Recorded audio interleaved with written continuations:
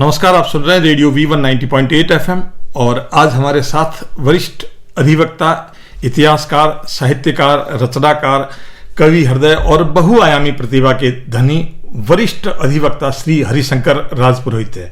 सबसे पहले तो राजपुरोहित साहब, हमारे इस स्टूडियो में आपका स्वागत है। बहुत बहुत धन्यवाद।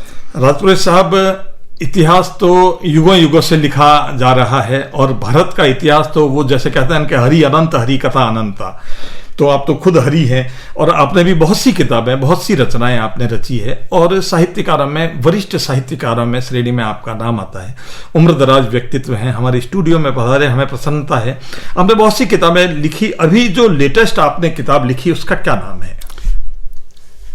मेरी ये जो किताब है युग युगीन पाली राज्य का इतिहास जी, ये मुझे इसलिए लिखने की इच्छा हुई जी कि मैं राजस्थानी विकास मंच अपनी भाषा के लिए जब काम कर रहा था जी, तो कुछ लोगों ने मुझे बताया कि मारवाड़ राज्य, जिसे जोधपुर का अर्धस्वाइल स्टेट कहते हैं जी, और राठौड़, मूल रूप से ये राठौड़ सब कन्नौज के जयचंद्र जी, कोई गाहड़वाल कहते हैं, कोई राठौड़ कहते हैं, उनके वंशज पर पुत्र राव सियाजी हैं जी, वो मारवाड़ क्षेत्र में आए और उसके बाद यहीं बस गए या उनको रोक दिया गया और उनकी जो संतान है वो जालोर।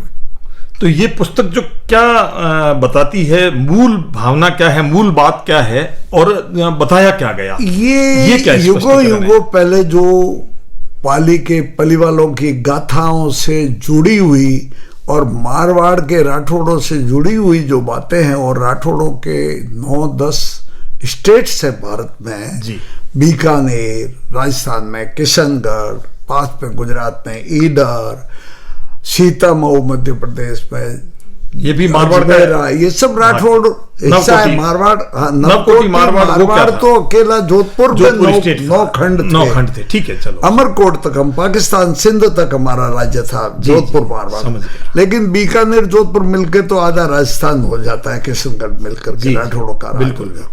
तो इनके मूल पुरुष राव सियाजी है जी। तो मुझे कुछ राठौड़ मित्रों ने और कुछ परिवार बंधुओं ने ये कहा कि ये बहुत सारी भ्रांतियां हैं कि सियाजी का तो नाम ही कोई नहीं है जी।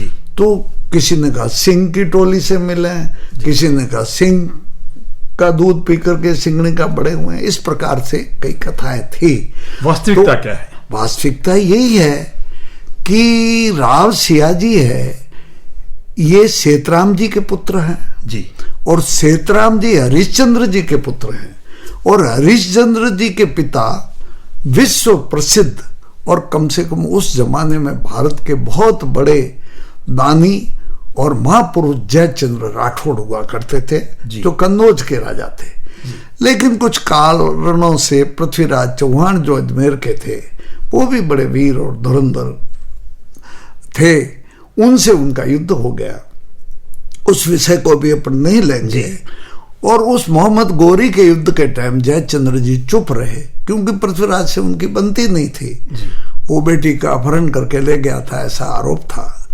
और इसलिए जयचंद्र जी पर 2.25 साल के बाद, पृथ्वीराज की हत्या के 2 साल के करीब बाद, जयचंद्र पर जब हमला हुआ मोहम्मद गोरी का, तो अपना सम्मान बचाते हुए, हार निश्चित थी, उन्होंने जल समाधि ले ली। और जल समाधि ले ली और कन्नौज के अंदर कुतुबुद्दीन ऐबक का साम्राज्य हो गया। यानी ये जो आक्रांता थे वो भारत में यहाँ भी आ गए। उस समय जो जयचंद जी के पुत्र थे, हरिश्चंद्र और उनका परिवार और भाई वगैरह, ये लोग उत्तर भारत में, दक्षिण भारत में इधर उधर बिखर गए। और उसमें से हरिश्चंद्र जी का परिवार बदायूं आ गया। कोई सहारनपुर गए, कोई काशी गए, लेकिन इनका परिवार बदायूं आ गया। उनके बाद में उनके सेतराम जी बैठे हुए, उन्होंने 2 विवाह किए। पहले ऐसा रिवाज था, राजा कई शादियां कर लेते थे। तो सेतराम जी के दोनों पत्नियों के गर्भावस्था थी, तो उसके अंदर जिन्हें हम आज राव सियाजी कहते हैं और जिनके ऊपर ये इतना बड़ा इतिहास है और इतना बड़ा उनका जी बहादुरी नहीं, लेकिन की आपने बात तो है। इतिहास को बदल ही दिया। आप तो जो उसकी मूल जो भावना है वो आपने उसको ऑथेंटिसिटी कहाँ से लाई? आपकी ये वो सोच मैं ये ये क्या कह रहा बोलती है? हूं, उसके लिए तो देखिए मुझे सब या किसी को भी अध्ययन ही करना पड़ता है। जी।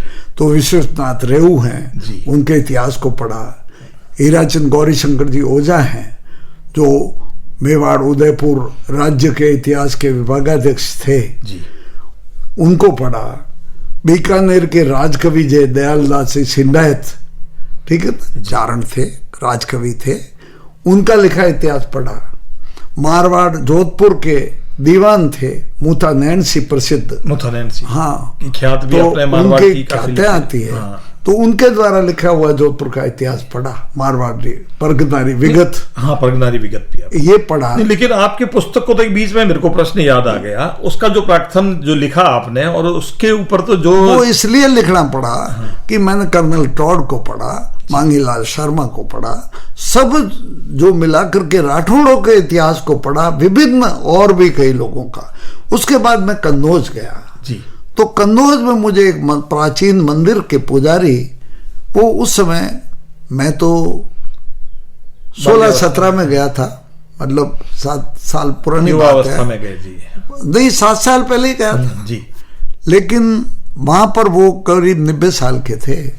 उन्होंने कहा कि भाई हमारा दुर्भाग्य है कि राव जो सियाजी की आप बात पूछ रहे हो, लेकिन हमने थोड़ा बहुत जरूर सुना है, लेकिन हम महाराज जयचंद को जानते हैं। जी वो दानवीर थे, उनको लोगों ने कलंकित कर दिया क्योंकि पृथ्वीराज जी हार गए। जी लेकिन हमारा कुल अच्छा था और कुतुबुद्दीन ऐबक के आने के बाद एक भी राठौड़ परिवार यहाँ नहीं रहा, तो जयचंद जी का परिवार यहाँ से उजाड़ हो गया। जी। इसलिए आप ये कहते हैं कि राव सियाजी कन्नौज से आए, जी। तो कन्नौज वालों के बेटे राव सियाजी जरूर हैं, लेकिन कन्नौज के नहीं है। के नहीं है, वो बदायूं के हो सकते हैं, आप जैसा कह रहे हो, ऐसा मुझे उन पुजारी जी ने बताया जैसा। तब मैं बदायूं गया पुजारी जी के घर, और उनके ही बताए हुए मंदिर पे मैं वहां गया। हाँ। तो काली मंदिर पे गया, तब कहा कि आप शिव मंदिर पे जाओ।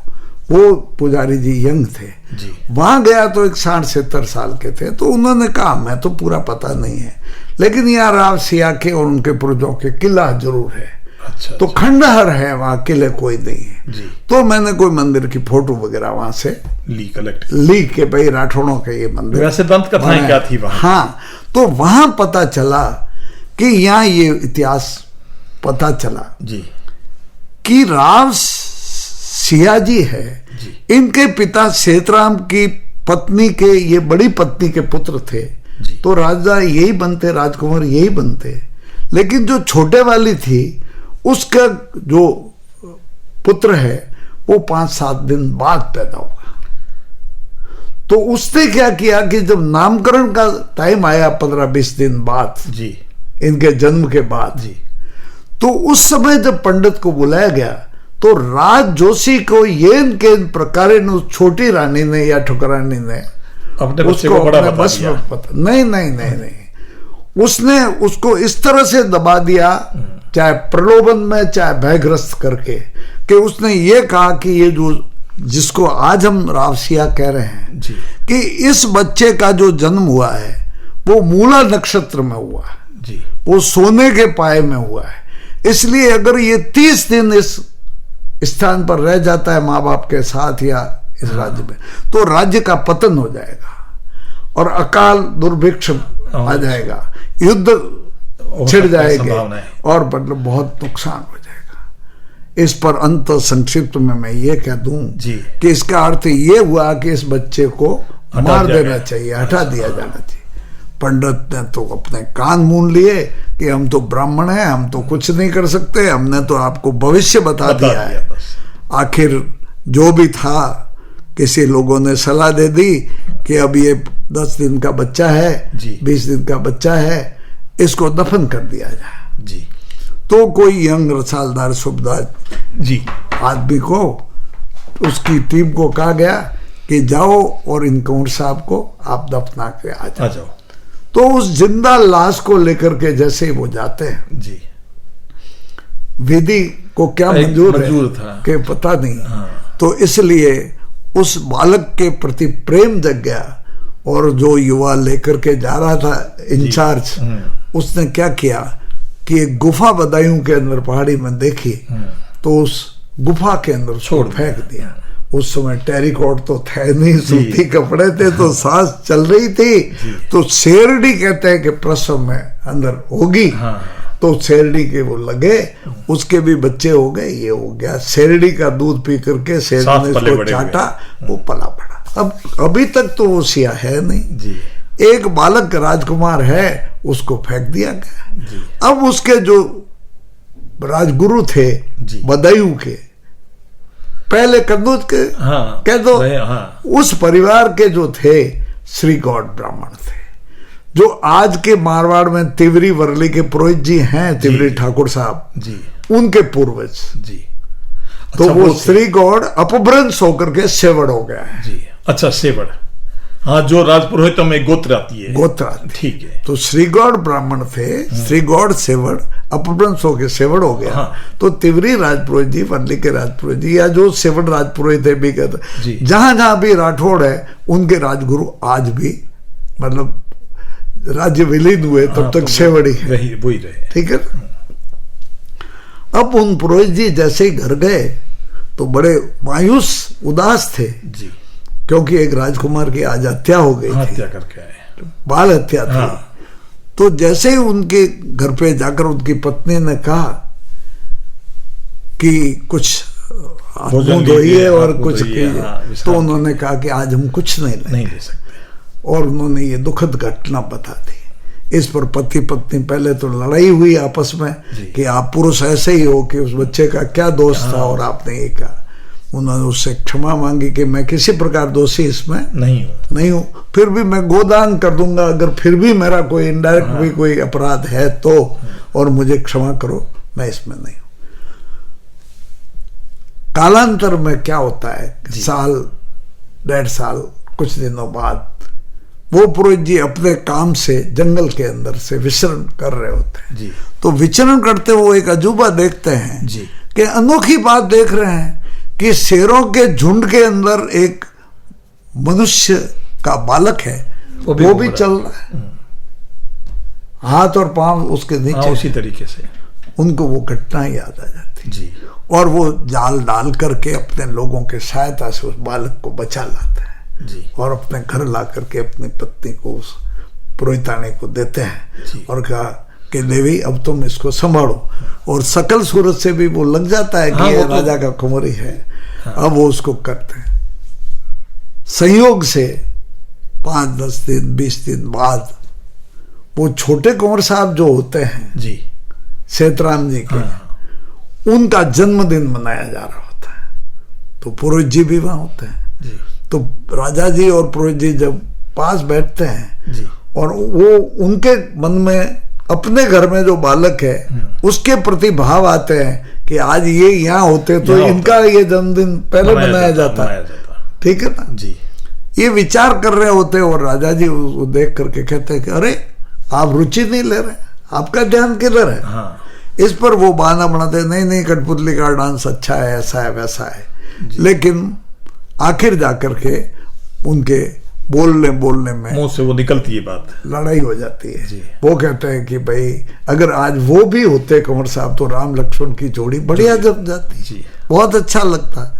इस पर राजा रुष्ट हो जाते हैं और कहते हैं कि देखो ज्योतिषी ने कितना अच्छा कहा था, और उसके मरने के बाद तो सब अपने सगाड़ हो गया और अपने पैसे वसूले हो गए, युद्ध हो रहा था वो नहीं हुआ, बहुत सारी बातें। तो इस पर उन्होंने विरोध किया पुरोहित जी ने उनका जी, कि ऐसा नहीं, ये तो बाल हत्या ही थी वो तो उन्होंने उनको देश निकाला दे दिया कि तुम मेरे पुरोहित हो या उस मृतक आदमी के पुरोहित हो। अगर ब्राह्मण नहीं होते तो मैं सिर काट देता। इस बात को लेकर के देश निकाला, वो देश निकाला। अब वो अपने लिए होता देश निकाला तब तो वो कहीं भी चले जाते जी। और भी वहां पर राज था, काशी में भी ब्राह्मणों का राज था, अयोध्या में भी राज था, वहां भी वो जा सकते थे जी। लेकिन वो वहां नहीं गए, वो बड़े राज्य दरभंगा में नहीं गए, ब्राह्मण राज्य में जी। लेकिन उन्होंने इस बच्चे की हिफाजत कहाँ हो सके, तो पाली में पालीवाल समृद्ध राजा थे जी, और ब्राह्मण राजा थे। ये समझकर उनकी पहचान भी थी, तो वो पाली वालों के यहाँ पर इस बालक को बचा करके ला करके शरणागत हो गए और अधिवास यहाँ किया और 15-16 साल तक यही रहे, जब तक ये बच्चा बड़ा नहीं हो जाए, व्यस्क नहीं हुआ। ये बच्चा शेरडी का दूध भी पिया हुआ था, माता का भी दूध पिया हुआ था, और फिर पाली के राजघराने में बड़ा हो रहा था, इसलिए पुष्ट हुआ। और पुष्ट हुआ और देसूरी के घाटे में आदिवासियों से कोई युद्ध हुआ, मेर मैंने को आदिवासी को, उस युद्ध में पाली की फोर्सेज के ये साथ में था, तो इसकी वजह से पाली के राजकुमार पर जो घातक हमला हुआ था उसमें बचा हुआ था। अब थोड़े दिन के बाद में विजय दिवस मनाया जा रहा था, पाली का विजय दिवस, जैसे पर कारगिल वगैरह जो भी मनाते हैं तरह तरह के। उस विजय दिवस पर इसको जेलेंट्री अवार्ड दिया जा रहा था जी, कि कुंवर राजकुमार सिया आइए, सिंह की टोली से मिला था इसलिए नाम सिया नहीं था, सिया था, माँ बापों का नाम तो पता नहीं था, ठीक है ना। तो सिया के नाम से पुकारा के राजकुमार पिया। अगर वो कहीं के राजा होते तो राजा होता, अगर वो कहीं के राजकुमार कुछ भी नहीं था तो राजकुमार के नाते उसको बुलाएगा, ठीक है ना। बराबर। महाराज जयचंद्र का पड़पोता है तो इसके लिए महाराज जयचंद्र की महाराज की पदवी लगती, लेकिन कुछ नहीं था, कोई थी नहीं उनकी। लेकिन इसने जैसे ही उपस्थित हुआ जी, तो ये स्वाभिमानी सिया क्या कहता है जी, कि मैं ये इनाम का हकदार नहीं हूं और मैं इसे ग्रहण नहीं करूंगा, क्योंकि मेरे प्राण तो ये गुरुजी जो इधर खड़े हैं इन्होंने बचा के यहाँ लाया है, और यहीं का अन्न जल और नमक खा करके मैं बड़ा हुआ हूं, तो मैंने क्या किया है, मैंने तो अपना कर्तव्य का पालन किया है, ठीक है ना जी। मेरा काम ही यही है, जहां रहता हूं वहां तो काम करूंगा कि नहीं। इससे और पाली नरेश प्रसन्न हुए, और पास में जो उसके राजगुरु थे जी, उन्होंने समझाया कि अभी अपन इसको पेंडिंग रखते हैं, इसको बड़ा इनाम देंगे जी।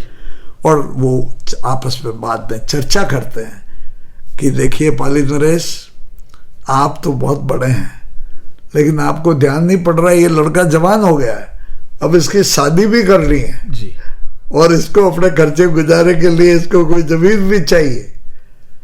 तब वो इशारे में बात को समझ जाते हैं जी, और इसका इंतजार होता है कि कहाँ अवसर मिले और इसको कोई न कोई छोटा मोटा राज्य दिया जाए।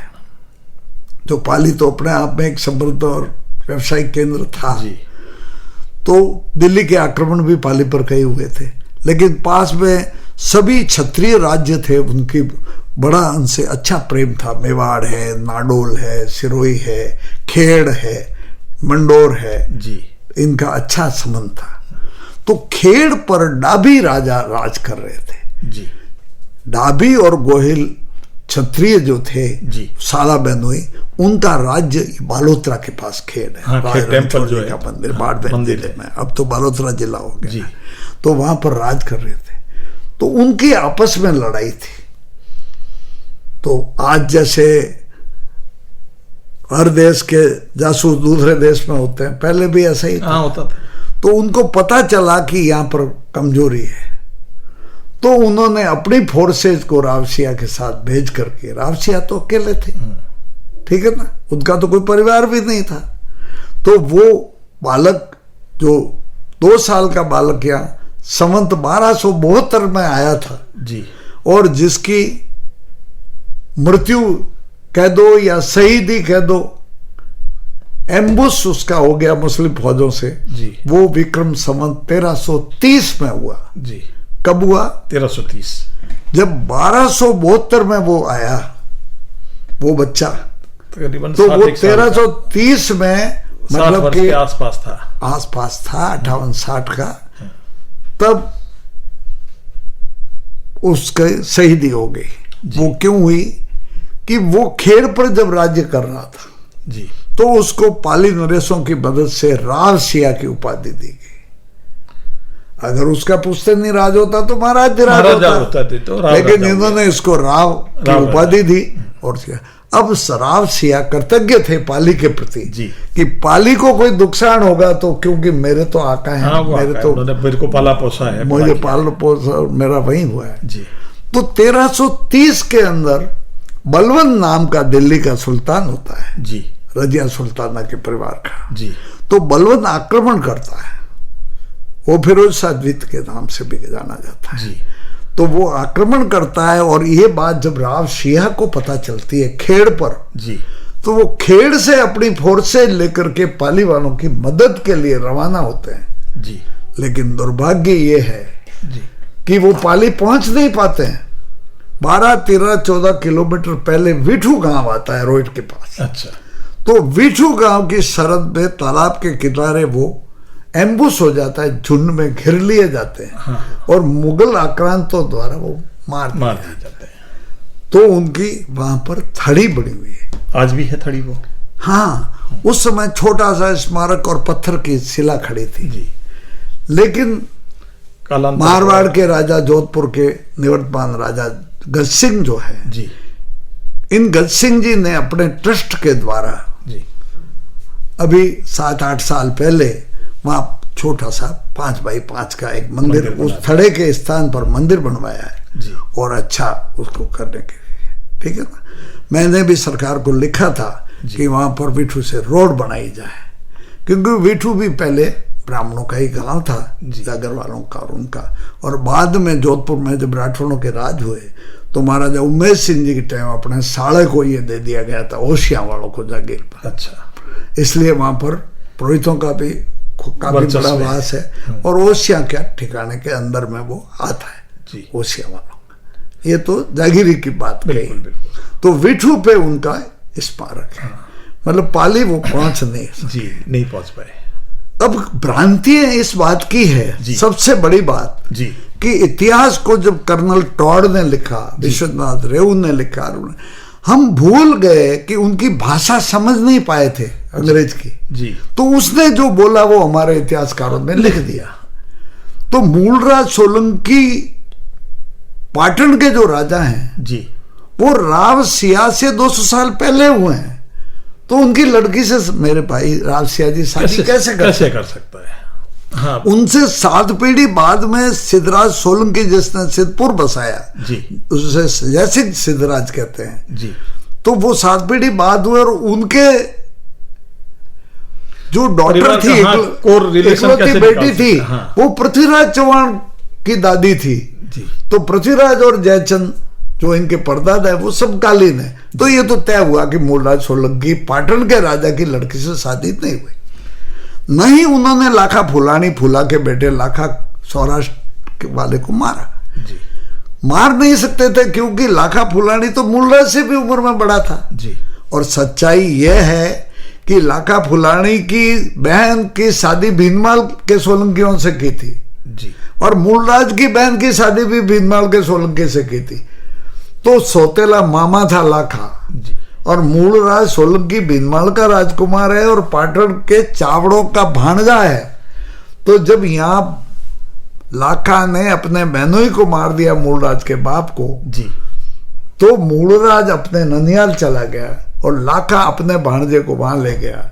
और लाखा चाहता था कि भीनमाल का राज मेरे भांजे को दे और चावड़ा चाहते थे कि भीनमाल का राज हमारे भांजे को मिले। इसलिए ये तो सही है कि उनकी लड़ाई थी। और हेमचंद्र सूरी जो बड़े संत हुए हैं गुजरात के और लेखक हुए हैं, उन्होंने भी ये लिखा है उस लाखा फुलानी और मूलराज के युद्ध का बहुत बड़ा वृत्तांत लिखा है जी। तो इसलिए ये कहना कि पाटन के राजा मूलराज से शादी हुई तो संभव ही नहीं है जी।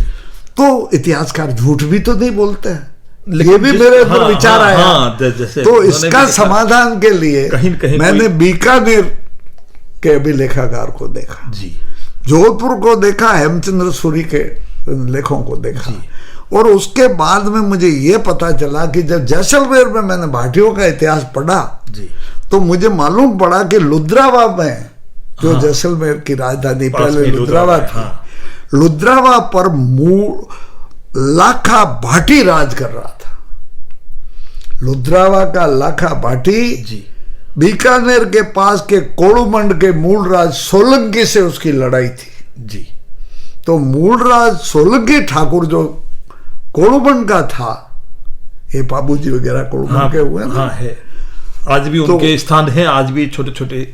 उस कोड़ुमंड के मूलराज ने पली वालों से सहायता मांगी कि लाखा पार्टी पर हमला करना है जी, और मेरी सहायता करो।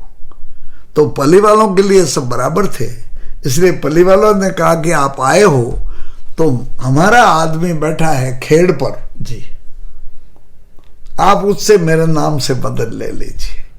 तो पली वालों की रिकमेंडेशन पर जी, मूलराज सोलंकी कोड़ुमंड मारवाड़, बड़ी मारवाड़, वो जाता है खेड़ और उसके साथ में राव सियाजी मदद में जाते हैं और लुद्रावा के लाखा पार्टी से युद्ध होता है और लाखा मारा जाता है। तब मूलराज कोड़ुमंड का प्रसन्न होकर के अपनी बेटी का विवाह इनसे करता है। तो मूलराज सोलंकी ये छोटा आदमी था और पाटन का राजा प्रसिद्ध मूलराज था, इसलिए इतिहासकारों ने भ्रमवश उसका नाम इसमें समाहित कर दिया। ठीक है ना। इस लेकिन प्रकार अपन जो आज जो अपन बात कर रहे हैं, यद्यपि मैं कोई इतिहास का छात्र नहीं हूं और आपकी तो इतिहास के बारे में बहुत जानकारी है, आपने बहुत लिखा है और बहुत लोगों से इसको कंफर्म कराया है। जैसे जोधपुर यूनिवर्सिटी, जो जयनारायण यूनिवर्सिटी है, उसके कुलपति ने भी शायद आपसे इस बारे में वार्ता की है। बड़ी अच्छी बात कही आपने जी। मैंने ये लिख करके पांडुलिपि जी सबसे पहले जोधपुर को ही भेजी जी, क्योंकि उनके पुरखों की ये बात है। वैसे तो हम इतिहास में सब हमारे ही होते हैं, हाँ, महापुरुष सभी के होते हैं, कोई एक जाति के नहीं होते। बिल्कुल, बहुत अच्छी बात कही। तो हमारे ही थे पुरखे वो जी, ठीक है ना। हाँ। तो उनके बारे में जब ये सत्य शोधन हुआ जी, तो मैंने ये मेहरानगढ़ में जाकर के ठाकुर नाहर सिंह जी जसोल जो है, जसवंत सिंह जी विदेश मंत्री के भाई और मेहरानगढ़ के डिप्टी डायरेक्टर वो थे, उनको पुस्तक पेश की कि मैं जाता, अच्छा है आप मुझे मिल गए हैं और मेरे मिलने वाले वो भी बड़े साहित्यकार इतिहासकार हैं। तो मैंने उनको नजर की कि आप ये पांडुलिपि इसको देवें और मैंने ये कहा कि ये बात ऐसे नहीं है और ऐसे है, ठीक है जी। ये युद्ध नहीं हुआ, न दर्शन करने द्वारका गए और न पलिवाल आए और न श्रीमाली आए जी मदद लेने, कारण कि उस समय तो जालोर गढ़ पे और भीनमाल पे चौहाना का राज था, समर सिंह और उदय सिंह और उनका राज था। तो श्रीमालियों का जब श्रीमाल नगर पे राज ही नहीं है जी, ठीक है, ये श्रीमाल नगर कैसे कहलाया? तो वो क्यों जाएंगे, ठीक है ना। ये कह करके उनको कहा, तो उन्होंने मुझे आश्वस्त किया जी कि मैं इजैनिस को प्रस्तुत करूंगा और वो तो खूब प्रसन्न होंगे कि इतिहास शोधन तो कोई भी करे तो अच्छी बात है ना, शोध का विद्यार्थी तो कोई भी बन सकता है। वो मैंने प्रस्तुत की, अच्छा रहा कि इजैनिस ने सहृदयता दिखाते हुए जी, बहुत दिल से मेरी पूरी पुस्तक को पढ़ते हुए, अपने कमेटी मित्रों से सलाह लेते हुए बहुत सुंदर सम्मति इसमें लिख करके दी और उन्होंने कहा कि ये अपने मारवाड़ और सभी लोगों के लिए काम आने वाली पुस्तक थी। उस समय मुझे फिर भी लगा कि इसका अध्ययन तो इतिहासकार ही कर सकते हैं। मैं तो उस समय बीकॉम LLB पढ़ा हुआ ही था जी। तो मैंने कहा ऐसा करूं कि हमारे से एक सीनियर थे मेरे से क्लास, जौहर साहब मेहर, हाँ मेहर, तो वो हेड ऑफ द डिपार्टमेंट थे, डीन थे हिस्ट्री के जयनारायण व्यास विश्वविद्यालय जोधपुर के, जो रिटायर्ड थे जी। मैं उनके पास गया, उनसे पहचान थी और उनको मैंने ये बात बताई। तो पहले तो वो मेरे से नाराज हुए और कहा कि आप ये झूठी झूठी बातें या सुनी सुनाई कहाँ से लाते हो। मैंने कहा कृपा करके अध्ययन करें और फिर सम्मति आप दें। उन्होंने सहृदयता दिखाई और इसको पढ़ करके 7 दिन बाद मुझे सूचित किया कि मैंने सम्मति भी लिखी है और उनके लिए भी एक नई शोध थी, नई जानकारियां थी। तो कुल मिला के आज के जो हमारे जो मारवाड़ के रहने वाले हैं, नवकोटि मारवाड़ी, पूरे इस पश्चिमी सभी लोगों पूरे उस परिप्रेक्ष्य में, नहीं 36 को, हाँ, उसके परिप्रेक्ष्य में यदि अपन देखें तो आप छोटी सी बात में आप क्या कहना चाहेंगे कि क्या था इतिहास? मैं ये कहना चाहता हूं कि मारवाड़ के लोग बड़े सुरवीर होते हैं जी। मानस अब होगा, मारवाड़ जान क्या जितना जड़ उसको होगा। राजस्थान कहते हैं। हाँ, क्योंकि राजस्थान जब बड़े देश की रियासतों का विलीनीकरण 47 में हुआ, 15 अगस्त के बाद से प्रारंभ हुआ जी, उस समय कुछ सिर फिरे राजा भी थे, या यूं को कि स्वाभिमानी थे अपने हिसाब से। हाँ, वो ठीक है, हम जो सिर भी फिरे मान कह लें, सकते अपन इस विषय पे नहीं हैं, जाते। उनके लिए स्वाभिमानी थे। तो देश के 5 बड़े राजाओं ने एक तरह से विद्रोह किया था जी, जिसमें सबसे बड़े केरल के महाराज हैं जी, वो ब्राह्मण देवता ही कह सकते हैं, बेटियां उनको ही देते हैं जी। तो उन वर्मन ने देखा कि मैं अलग राज्य बढ़ा दूं, लेकिन वो शीघ्र ही दबा दिया गया। फिर भोपाल के नवाब ने कहा कि मैं अलग रहूंगा, तो उसने तो हमारा तिरंगा 48 तक फिरने नहीं ऐसा दिया। ही नहीं। ठीक है ना, वो बड़ा झगड़ा हुआ और मजबूरी में उसको आना पड़ा। इसी ढंग से कश्मीर के महाराजा का भी यही विचार था कि मैं भी भारत से अलग हो जाऊं, लेकिन पाकिस्तान ने हमला कर दिया अक्टूबर 47 में और उसके बाद से उनको जबरदस्ती एक तरह से मजबूर होना पड़ा। इसी तरह से हैदराबाद के नवाब ने भी कहा, इसी तरह से जूनागढ़ के नवाब का भी दिमाग फिर गया और उसको भी अलग होना था। तो सरदार वल्लभ भाई पटेल ने मतदान कराया जूनागढ़ में, और मतदान में 98% लोगों ने कहा कि जूनागढ़ भारत के साथ रहेगा। तब वो उड़कर पाकिस्तान चले गए जी, और जूनागढ़ भारत में रहा। इसी ढंग से कश्मीर हुआ।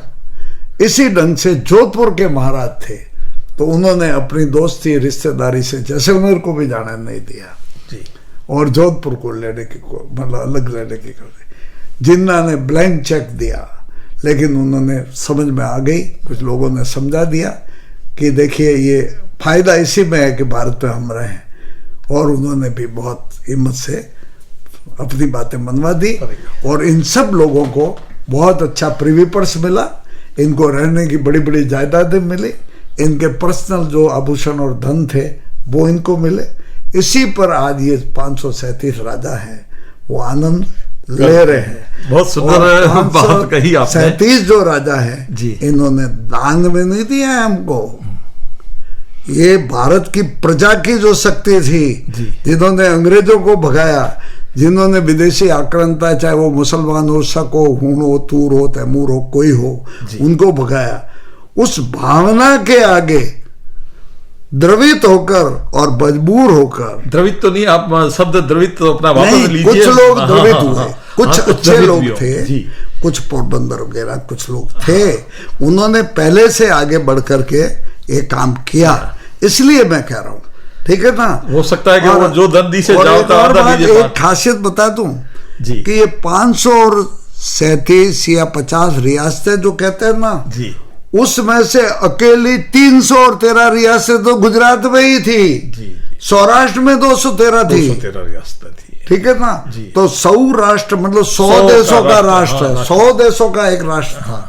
तो इसलिए ये बड़े राजा महाराजा तो इतने थे कि 80 राजा तो ब्राह्मण थे, जिनमें अयोध्या, काशी, दरभंगा, ये झांसी वगैरह, पूना, ये सब ब्राह्मण राजा, ये सब ब्राह्मण राजा थे। ठीक है ना। नहीं तो फिर भी आप ब्राह्मण राजा की नहीं, मैं ये कर, उनको भी ऐसे ही दबोचा गया और वो आए हैं सब साथ में।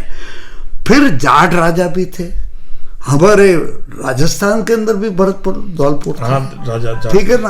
वृंदावन का राजा ये मथुरा वाला जाट था। कुछ गुजर राजा भी थे, कुछ आदिवासी राजा भी थे, ठीक है ना।